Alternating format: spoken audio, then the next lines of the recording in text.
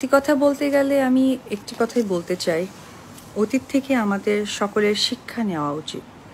তখন যে পরিস্থিতি আমরা মোকাবেলা করিনি, আজকে তার থেকে কঠিন পরিস্থিতি আমরা মোকাবেলা করছি। শাকিব খান বর্তমানে আমেরিকায় অবস্থান করছেন তার ছোট ছেলে বীর এবং অভিনেত্রী শবনম বুবলীকে নিয়ে। সোশ্যাল মিডিয়ায় শাকিব বুবলীর একাধিক ছবি ও ভিডিও ভাইরাল হয়েছে, যেখানে দেখা যাচ্ছে পরিবারের সঙ্গে সময় কাটাচ্ছেন শাকিব।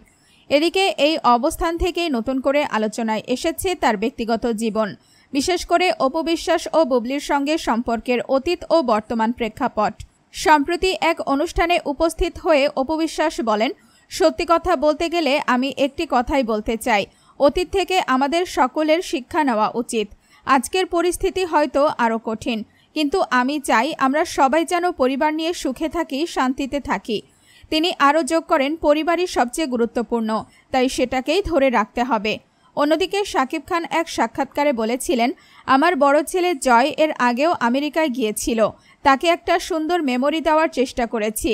এবার বীর এসেছে, তাকেও সুন্দর একটি স্মৃতি দেওয়ার চেষ্টা করেছি।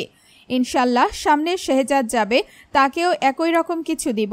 এবার সেই কথাই রাখলেন শাকিব খান। তবে সব আলোচনার কেন্দ্রে যেন বারবার ফিরে আসে সেই পুরনো দ্বন্দ্ব, অপু বিশ্বাস বনাম শবনম বুবলী। দর্শকরা বলছেন, যদি দুই সতীন আগে থেকেই সমঝোতায় আসতেন, তাহলে হয়তো এখন আর এমন বিভক্ত পরিবার হতো না, একসাথে সুখে সংসার করাও সম্ভব হতো।